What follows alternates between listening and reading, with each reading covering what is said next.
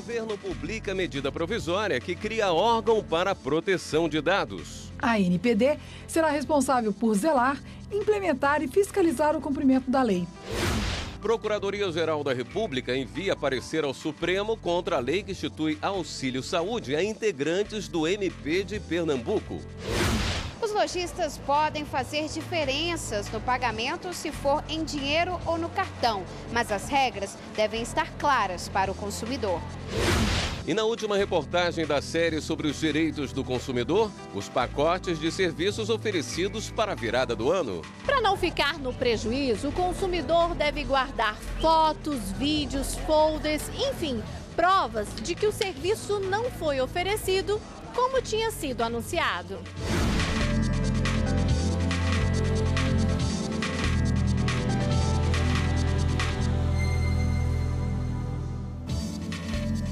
Olá, boa noite. O presidente da República, Michel Temer, assinou hoje a medida provisória que cria o Conselho Nacional de Proteção de Dados Pessoais e da Privacidade. O Conselho será composto por 23 integrantes dos poderes Executivo e Legislativo, do Ministério Público, do Conselho Nacional de Justiça e do Comitê Gestor da Internet no Brasil. Muita gente não sabe, mas as empresas que pedem dados de clientes são responsáveis pelo sigilo dessas informações.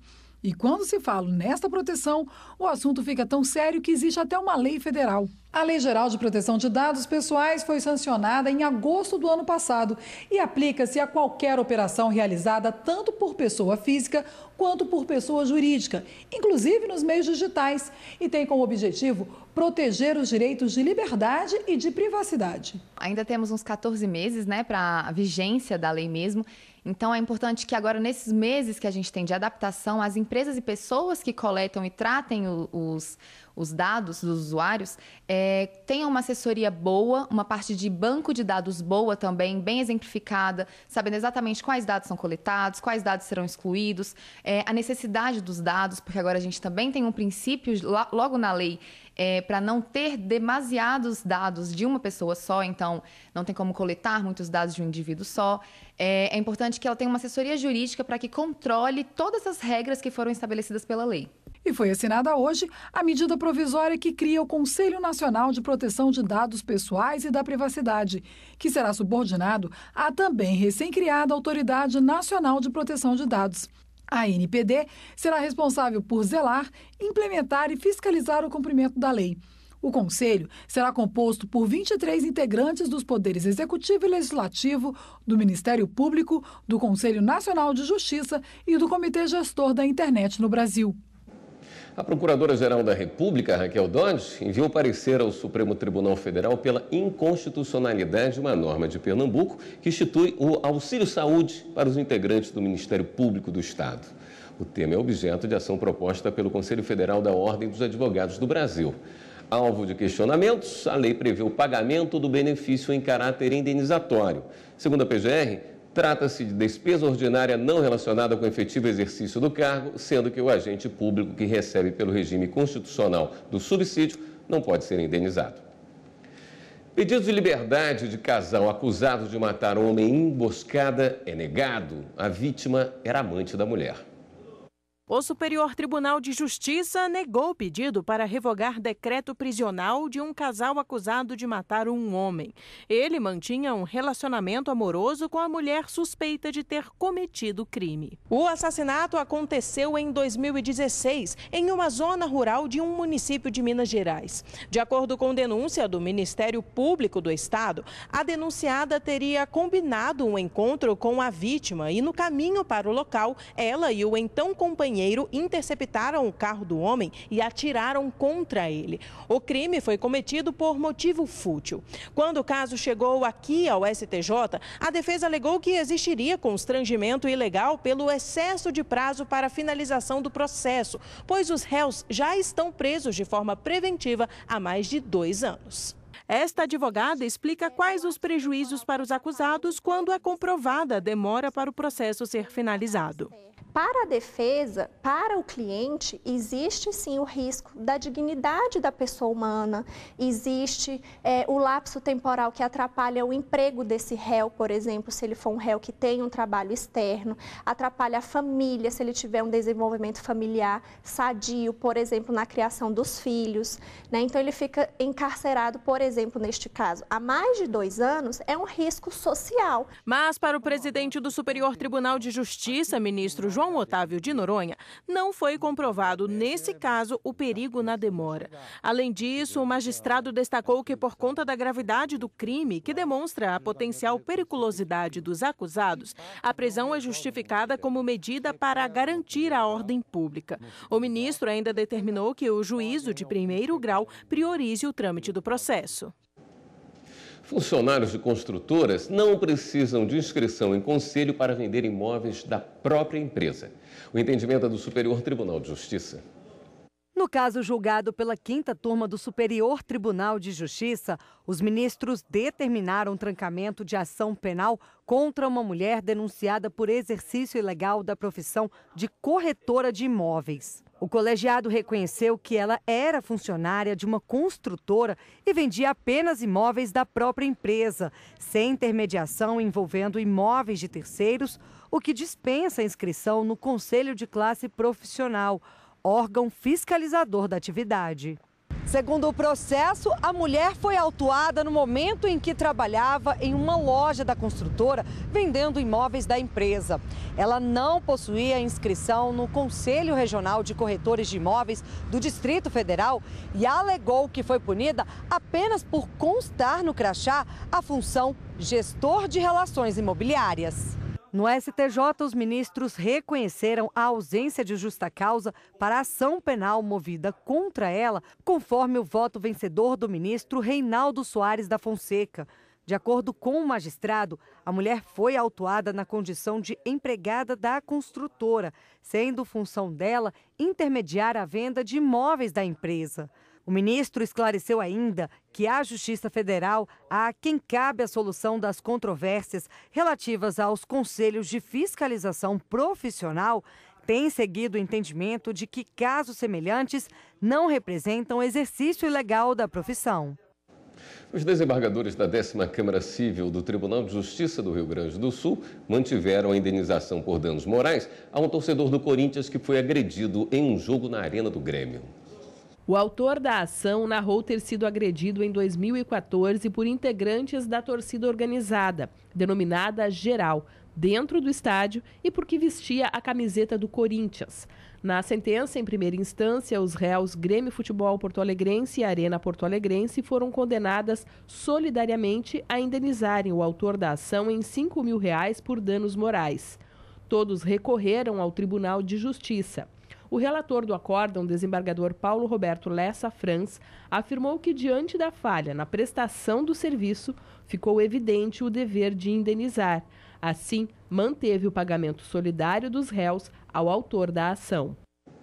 E daqui a pouco, os pacotes oferecidos para a virada do ano. Para não ficar no prejuízo, o consumidor deve guardar fotos, vídeos, folders, enfim, provas de que o serviço não foi oferecido como tinha sido anunciado.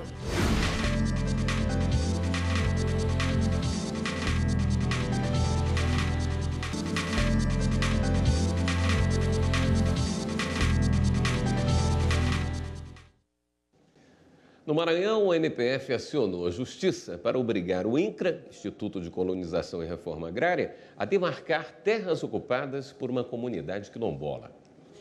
A disputa por terras na área ocupada pela comunidade quilombola Santa Maria dos Moreira, em Codó, no Maranhão, é antiga. Os conflitos já duram 30 anos. O Ministério Público Federal pediu à Justiça que determine um prazo para a delimitação e titulação da terra que pertence à comunidade descendente dos escravos.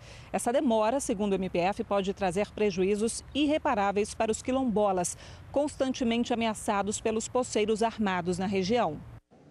Para comemorar a chegada de 2019, bares, clubes e restaurantes oferecem vários pacotes com comida, bebida e shows. O consumidor deve ficar atento. Se o serviço não for oferecido como divulgado, o comerciante pode responder por propaganda enganosa. Veja agora a última reportagem da série sobre os direitos do consumidor.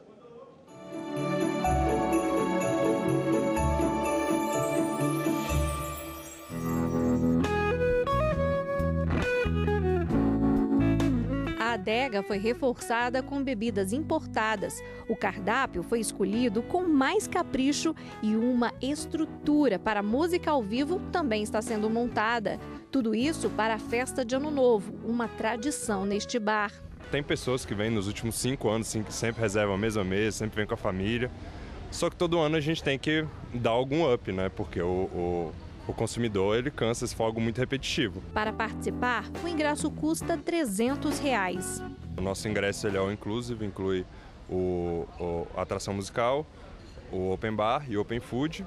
Quem frequenta o local garante que vale a pena investir para participar da festa. Sempre legal estar em barzinho, né? Tem muita gente se divertindo, você conhece pessoas novas. Não existe um levantamento específico do número de bares, restaurantes, hotéis e clubes que vão oferecer festas de Ano Novo no Brasil. Mas especialistas do ramo percebem um crescimento nos últimos anos. No Distrito Federal, o presidente do Sindicato de Bares e Restaurantes afirma que a cada ano a capital federal oferece mais opções. A gente observa realmente um crescimento dessa oferta dessas programações, né? Isso para o nosso setor é muito importante, porque a gente consegue virar o ano positivamente falando. Mas alguns clientes reclamam que nem sempre tudo sai como prometido. Nem todos os lugares têm a mesma estrutura que a gente imaginou.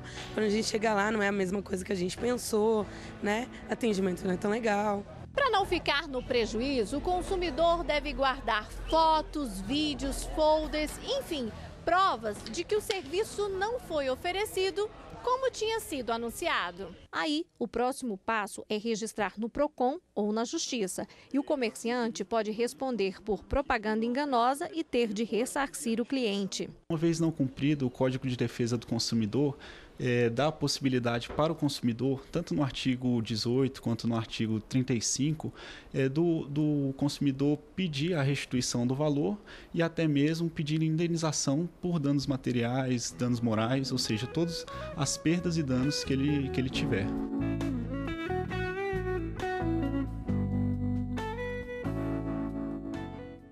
E para falar mais sobre o assunto, o repórter Carlos Eduardo Cunha conversou com a advogada Eudecira Amorim, especialista em direito do consumidor.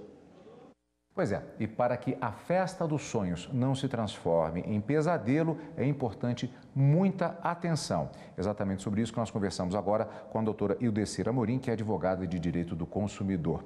Já fiz essa introdução exatamente pela conversa que tivemos antes a respeito do ato de comprar o próprio ingresso para uma festa, no caso especificamente de Réveillon. Tem de estar designado detalhadamente o que está sendo ofertado naquela festa, é isso mesmo?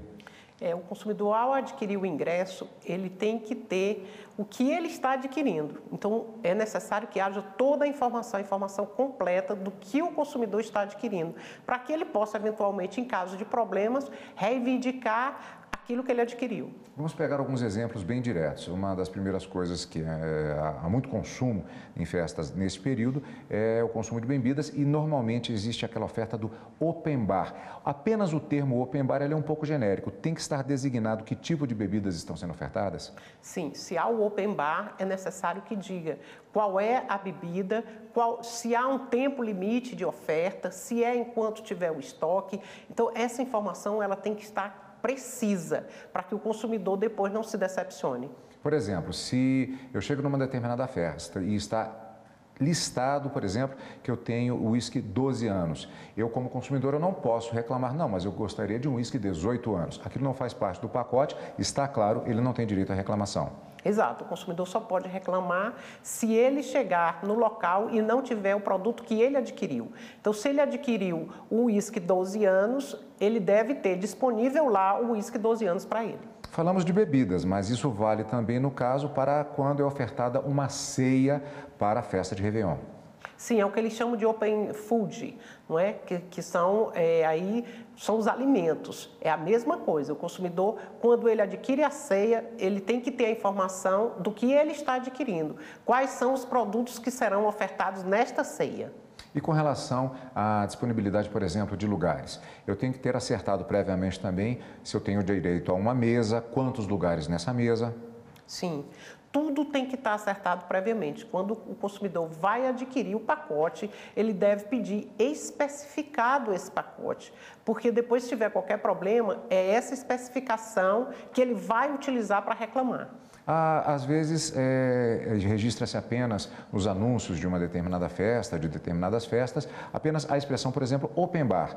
Então, mas não se especifica o que é que tem ali. Isso pode ser uma armadilha nesse caso. Sim, com certeza. Por isso, o consumidor ele deve estar muito atento.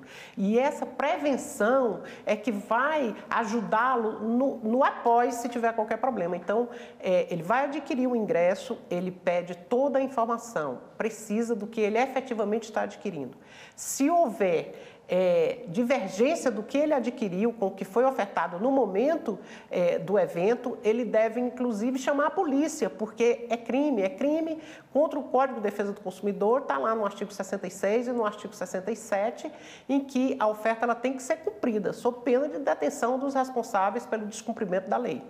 De serviços disponibilizados, como, por exemplo, valete para carros. Então, isso também vale o mesmo critério. Tem que estar dito, inclusive, se aquilo está dentro do pacote, se tem de se pagar uma quantia a mais, isso tem que estar bem claro também. Sim, tudo que for ofertado ao consumidor tem que estar dito, esclarecido a ele do que efetivamente ele está adquirindo. Doutora, muito obrigado pelas informações e boas festas. Eu que agradeço. E voltamos aos estúdios. Boas festas para você também. E daqui a pouco, preços diferentes para cada forma de pagamento. Os lojistas podem fazer diferenças no pagamento se for em dinheiro ou no cartão, mas as regras devem estar claras para o consumidor.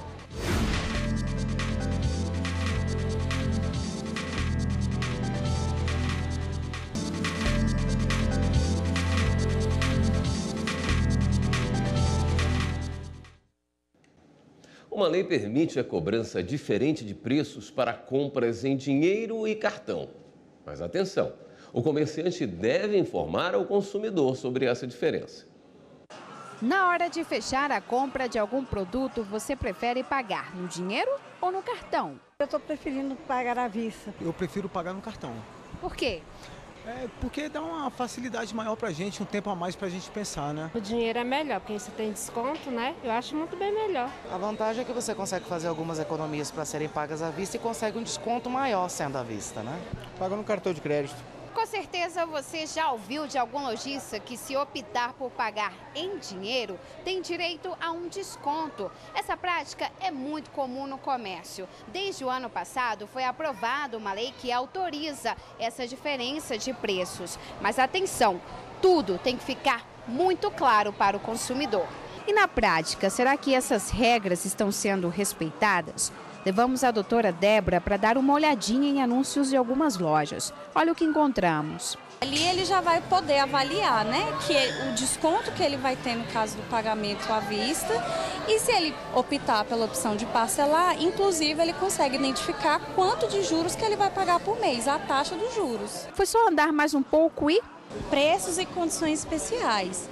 Então, assim, ele está induzindo o cliente a entrar na loja, a ter que procurar um vendedor para poder perguntar, né, quais são essas condições especiais, qual o preço, porque aí é o momento que o lojista, através dos seus vendedores, vai tentar convencer aquele cliente de comprar. Então, nesse caso aqui, também está em desconformidade com o Código de Defesa do Consumidor. Não é apenas as poucas informações que incomodam os consumidores. Tem empresário que cobra a mais, porque o cliente escolhe pagar com cartão. Eu tenho moto, quando eu vou trocar óleo, é tanto. Aí acrescento R$1,50. Quer dizer, eu já pago aquele valor. E eu acredito que nem é esse o valor, cobra mais, porque R$10 você paga, vamos dizer, no de óleo. Se for 3%, vai dar o quê? Vai dar menos de que R$1. Correto não é. Correto não é, porque eu acho que, como ele é empresário, ele tem que arcar com os custos. Tudo tem que estar muito claro desde o momento que o cliente resolve consumir o produto ou o serviço, tem que estar muito bem claro. Então, aí sim já se configura uma prática abusiva, né, do comerciante, do lojista. Que eu te falei, é previsto que ele dê o desconto quando o pagamento é em dinheiro. Agora, cobrar uma taxa quando o pagamento é em cartão, aí já é abusivo, aí já não pode. Assim como, por exemplo, muitas vezes eles exigem um pagamento de um valor mínimo para passar o cartão, ou uma parcela mínima para poder dividir, isso também não pode. Isso também é considerado uma prática abusiva pelo Código de Defesa do Consumidor. Diante desses casos, é importante tentar conversar e resolver essas questões na hora da compra. Caso contrário, se não houver acordo, procure órgãos como o PROCON e denuncie práticas abusivas que vão contra o Código de Defesa do Consumidor. Vamos às últimas notícias. É hora do Giro na Rede.